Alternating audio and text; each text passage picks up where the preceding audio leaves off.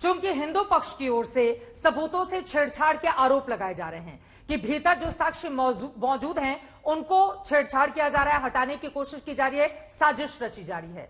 कौन कर रहा है ऐसा? कौन करेगा? किसको फायदा हो जाएगा वहां पर? कौन करेगा इस तरह से करने पर? इसे करेगा कौन? जो यहाँ पर वकील बने हुए हैं औरंगजेब के, वही लोग ये सब करने का प्रयास कर रहे हैं। हम सब जानते हैं, मैंने पहले भी आपकी डिबेट में कहा था कि वहां काशी में हमारे शिवजी विराजमान हैं और शिवजी विराजमान है। श्रृंगार गौरी की पूजा वहां अब तक होती आई है। जिन माताओं ने एप्लीकेशन डाली है उन माताओं की भावनाओं का ध्यान रखना चाहिए। इनकी नमाज कहीं भी पढ़ी जा सकती है, सड़क पे भी पढ़ लेते हैं, लेकिन जहां पर हमारी पूजा का सवाल है, जहां देवी देवताओं की प्रतिमाएं स्थापित की जाती हैं, प्राण प्रतिष्ठा की जाती है वेद मंत्रों के साथ में, वहीं पर पूजा की जा सकती है। और वो श्रृंगार गौरी इन लोगों ने अपने कब्जे में ले रखी है। और वहां पर जो शिवलिंग मिला है, जिसे ये फव्वारा कह रहे हैं, नंदी को पानी पिलाने की ये लोग प्लानिंग कर रहे हैं। ये जो प्लानिंग कर रहे हैं नंदी को पानी पिलाने की, ये एक दिखावा है। ये चाहते हैं कि वहां पर ऐसी बात बन जाए, ऐसा माहौल बन जाए, लेकिन वो शिवलिंग है। मैं कहता हूं सत्य कभी छुप नहीं सकता झूठे उसूलों से। सत्य कभी छुप नहीं सकता झूठे उसूलों से। खुशबू आ नहीं सकती कभी कागज के फूलों से। तो आप देखिएगा, ये सत्य आज नहीं तो कल हमारे सामने आएगा। और मैं आज आपके चैनल के माध्यम से एक बात और कहना चाहता हूं। जैसे ये काशी विश्वनाथ में शिवलिंग को खंडित करने की और उन्हें विचित्र बनाने की प्लानिंग कर रहे हैं, मैं आपके चैनल के माध्यम से सरकार से और कोर्ट से निवेदन करता हूं, ये हमारे मथुरा को भी बचा के रखें। कौन कर रहा है प्लानिंग? मामला तो कोर्ट में, वहां पर टीम लगी हुई है सुरक्षा की। आप लोगों को उनके ऊपर भी भरोसा नहीं है? देवकीनंदन जी, हमारे पास कोर्ट का जो भी वहां अधिकारी लगे उनके पास हमारा पूरा भरोसा है। लेकिन उसी तर्ज पे मैं चाहता हूं कि मथुरा में भी जो मस्जिद है उसको भी देख रेख में सरकार ले ले, कहीं वहां पर भी सबूत मिटाने की। क्या ये आरोप लगा रहे हैं कि दरअसल एक चरखी है जिसको शिवलिंग के ऊपर लगा दिया जाता है, फिर उसको चलाकर बताया जाता रहा है कि दरअसल वो फव्वारा है? क्या इस तरह की साजिश रची जा रही है? आप ये आरोप लगा रहे हैं? ये साजिश नहीं तो क्या है? वहां पर चरखी ले जाने की जरूरत क्या थी? वहां जो उपस्थित ऑफिसर है उनको रोकने की जरूरत क्या थी? उसे फिर बाहर ले जाने की क्या जरूरत थी? अगर वो चरखी फव्वारा था तो वो अपने घर में लगा लो। शिवलिंग पे लगाने की आवश्यकता क्या है? वहां कुल्ला करने की आवश्यकता क्या है? ये भारत में बहुसंख्यकों की भावना से खिलवाड़ हो रहा है। और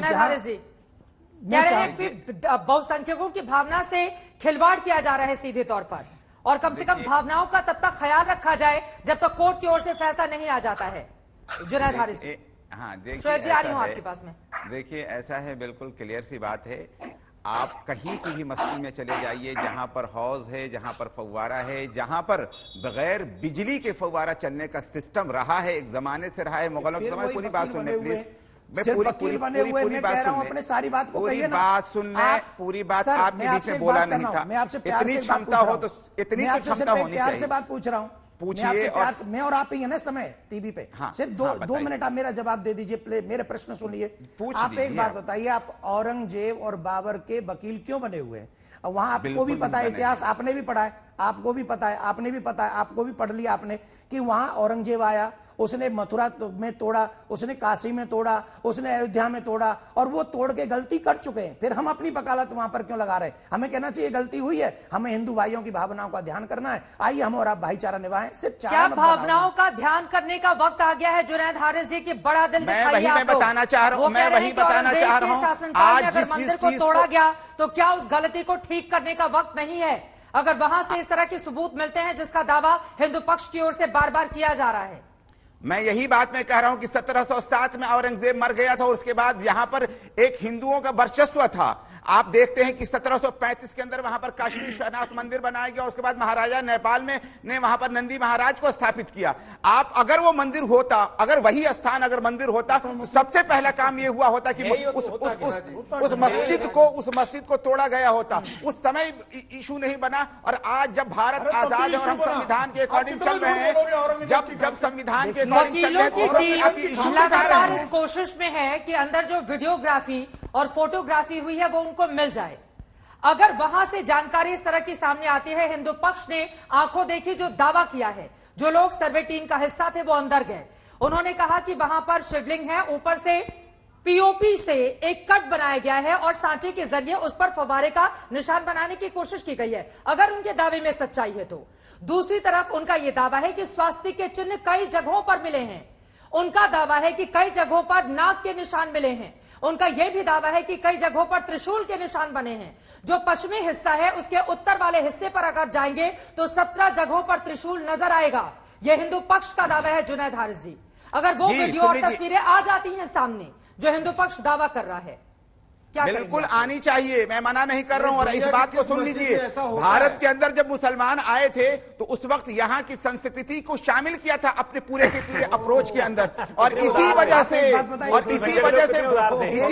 आप ये देख लेंगे कि जो कुतुब मीनार है, कुतुब मीनार के अंदर भी कमल के फूल के अंदर कलमा और आयतें लिखी हुई हैं और इस तरह की चीजें। मस्जिदों में शंख है, त्रिशूल का चिन्ह है, और ये बुनियाद नहीं बनी का मुख। मैंने बुनियादी सवाल उठाया था कि मैंने शिवाजी महाराज ने लड़ाई लड़ी औरंगजेब से, कभी सवाल हमारी भावना, शिवाजी महाराज ने लड़ाई लड़ी, कभी सवाल उठाया शिवाजी महाराज से बड़े हिंदू हो गए आप?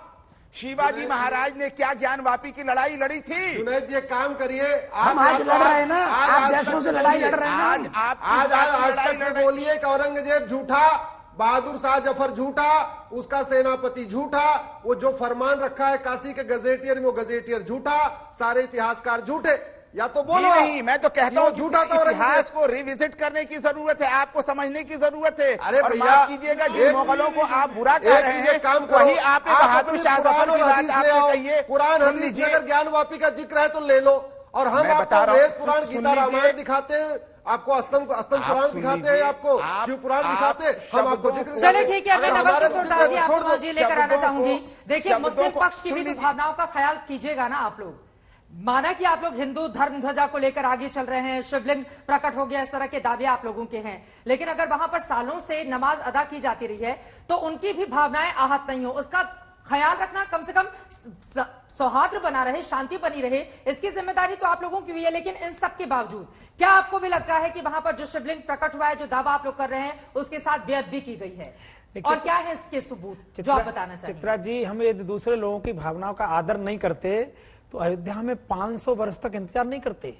यदि हम दूसरे पक्ष की भावनाओं का आदर नहीं करते तो काशी में 353 वर्ष तक इंतजार नहीं करते। यदि इनकी भावनाओं का हम आदर नहीं करते और हम भी आताताई, लुटेरे और आतंकवादी बन गए होते तो आज मथुरा में भगवान का गर्भगृह ऐसे सूना नहीं होता। हमने तो सदैव आदर किया, सदैव सम्मान किया, पर एक हाथ से ताली नहीं बजती। हम पूछना चाहते हैं कि 1669 में औरंगजेब ने किसी मस्जिद को ढाया था क्या? मोहम्मद गौरी ने क्या तोड़ा था? शाहजहां ने क्या तोड़ा था? बता दूं, गोलकोंडा हैदराबाद में मस्जिद को भी ढाया था। इसलिए मैं कह रहा था वर्चस्व की लड़ाई लड़े थे, धन के लिए और सत्ता की लड़ाई लड़ते थे। इनका स्वभाव है। हमारे आराध्य को भगवान शिव जो स्वयं प्रकट हैं, उनको इन्होंने केवल वहां इसलिए रखा कि हम अपमानित कर सकें, कुल्ला कर सकें, वहां पैर धो सकें जाकर के।